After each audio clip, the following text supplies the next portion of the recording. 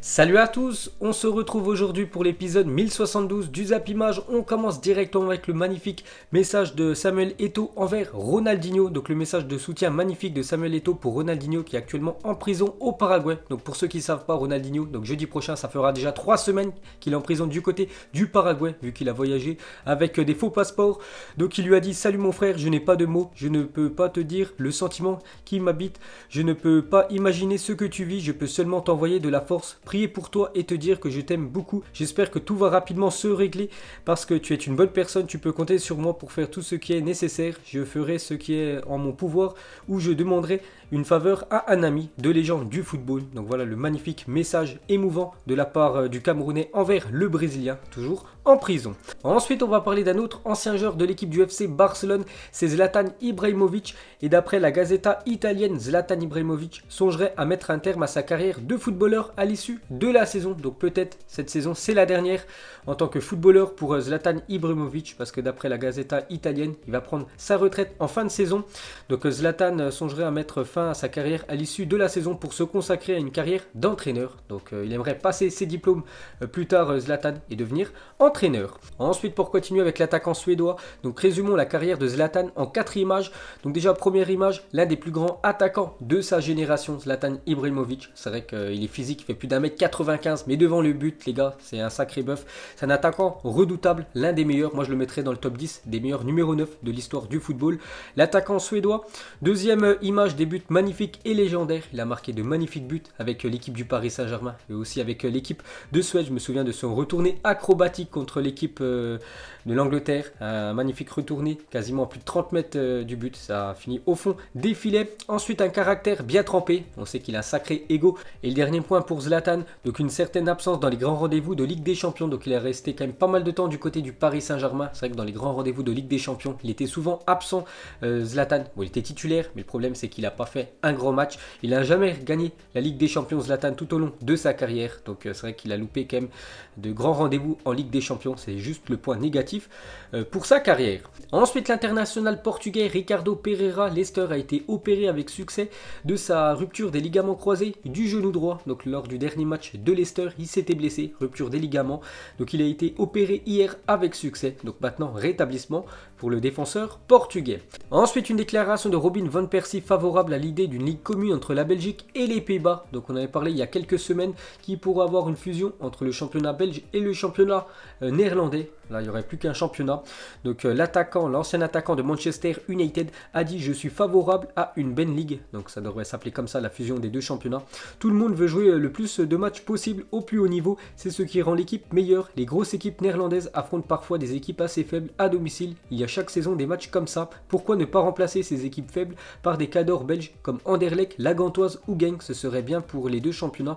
Les deux pays sont proches. Les équipes n'auraient pas de longs voyages. Donc voilà ce qui pourrait se passer avec le championnat belge et le championnat néerlandais, que ça fasse simplement un championnat. Et là, il y aurait quand même des sacrées équipes comme le PSV, comme l'Ajax Amsterdam ou même Anderlecht et la Gantoise. Donc ça pourrait se faire très prochainement. Donc affaire à suivre. Ensuite, on va parler de la maman de Cristiano Ronaldo, Dolores Aveiro, 65 ans. La maman de CR7 a enfin quitté l'hôpital de Funchal où elle se trouvait depuis le 3 mars dernier après avoir été victime d'un AVC. Donc on avait parlé il y a quelques semaines et hier elle est enfin sortie de l'hôpital. Donc elle a retrouvé son fils Cristiano qui est actuellement au Portugal.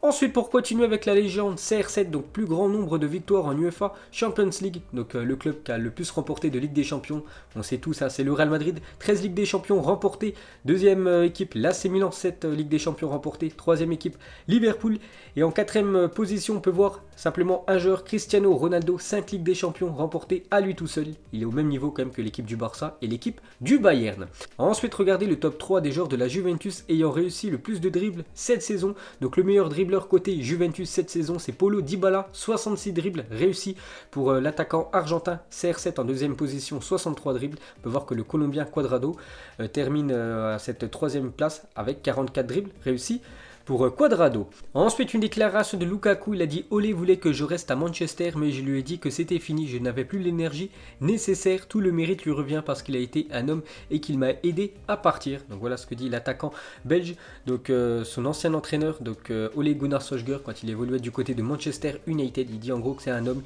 il l'a aidé à partir, voilà, parce que Lukaku voulait quitter cette équipe de Manchester et du coup, il a réussi son coup vu qu'il est parti du côté de l'Inter. Ensuite, une déclaration de Keylor Navas, il a dit c'est un privilège d'être au Paris Saint-Germain. Je le dis depuis que je suis arrivé, jouer avec Neymar, Kylian Mbappé, Edinson Cavani, Mauro Icardi. Je pourrais continuer à citer tous les joueurs, ce sont tous des joueurs de haut niveau. Donc voilà ce que dit Keylor Navas. Donc je pense que les joueurs et les supporters du PSG vont apprécier cette déclaration du gardien parisien. Ensuite, des nouvelles de Sergio Ramos, donc sous contrat jusqu'en 2021. Sergio Ramos, 33 ans, demande une prolongation longue durée avec l'équipe du Real, alors que le club madrilène a pour l'habitude de ne prolonger que d'une année ses joueurs âgés d'au moins 32 ans. Le Real refuse de faire une exception de peur de créer un précédent par rapport aux anciens joueurs qu'ils avaient prolongé simplement d'une saison. Donc Sergio Ramos, capitaine et joueur emblématique de cette équipe du Real Madrid, aimerait prolonger avec l'équipe du Real Madrid et surtout avoir un nouveau contrat longue durée, donc 2-3 ans. Mais le problème c'est que le Real Madrid à partir de 32 ans, donc il prolonge simplement d'une année. Donc pour l'instant le Real refuse. Donc affaire à suivre. Ensuite on va parler de Philippe Coutinho, a admis qu'il n'aurait jamais dû quitter Liverpool pour signer au Barça et aimerait rejoindre un club anglais cet été. D'après The Mirror, un journal britannique, Chelsea, Arsenal, Manchester United et Tottenham se sont renseignés pour l'ancien Reds. Donc lui il joue actuellement de l'équipe du Bayern, donc il est prêté par l'équipe du Barça. Donc le Bayern ne va pas lever son option d'achat, donc il va retourner du côté du Barça cet été. Et en fait il admet qu'il n'aurait jamais dû quitter cette équipe de Liverpool. C'est vrai que depuis son départ, Liverpool a quand même été finaliste et ensuite a gagné la Ligue des Champions la saison suivante. Donc pour vous dire peut-être que son départ a amélioré les choses à côté Liverpool. Donc on peut voir qu'il aimerait retourner du côté de la Première Ligue et il y a 4 clubs qui sont intéressés.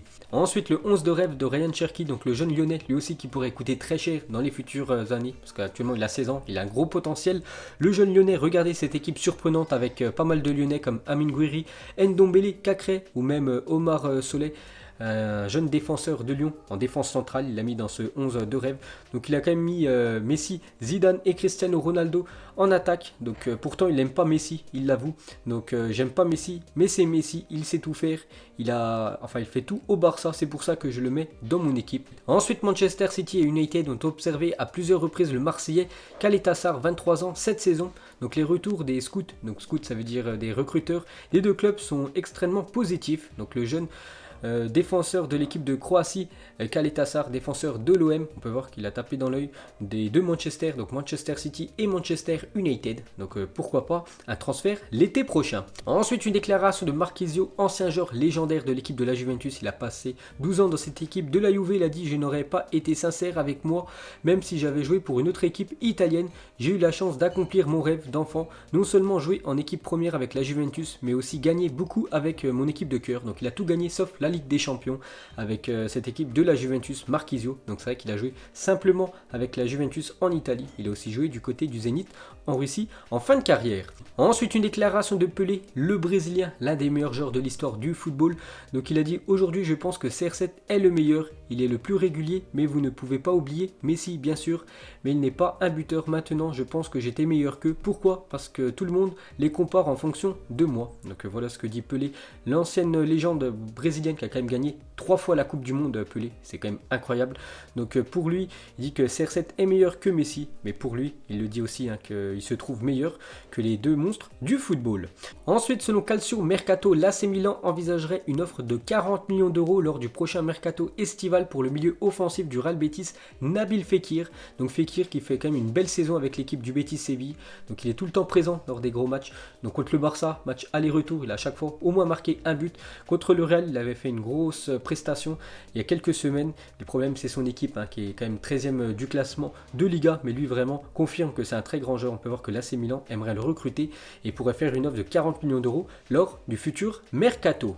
Ensuite, regardez le bilan des attaquants côté Real Madrid. Donc avant-hier, c'était les défenseurs, hier les milieux de terrain et aujourd'hui le bilan des attaquants. Donc sans surprise, c'est Benzema en tête avec plus de 2957 minutes jouées avec l'équipe du Real depuis le début de la saison. 19 buts et 9 passes D pour l'attaquant français. Deuxième, Vinicius Junior, on peut voir que c'est la moitié de minutes qu'il a joué par rapport à Benzema. Donc 1363 minutes, 4 buts et 3 passes D pour le jeune crack brésilien. Et Gareth Bale en troisième position. On peut voir le reste du classement. On peut voir qu'Eden Hazard, seulement 1124 minutes de jeu. Donc il a souvent été blessé. Le joueur belge, on peut voir la deuxième partie des attaquants, Mariano Diaz, l'ancien lyonnais qui a joué seulement 65 minutes avec l'équipe du Real Madrid cette saison. Ensuite, Manchester City s'intéresse à Raphaël Varane et pourrait tenter sa chance l'été prochain pour le champion du monde français qui a quasiment tout gagné dans sa carrière, que ce soit Ligue des Champions, Liga, Coupe du Monde. Il a tout gagné, Raphaël Varane, peut-être l'Euro qui lui manque avec l'équipe de France. Donc on peut voir que City aimerait le recruter l'été prochain. Donc actuellement il a 25 ans, donc on ne sait pas s'il va faire quasiment toute sa carrière au Real ou peut-être il va aller voir ailleurs. Donc affaire à suivre.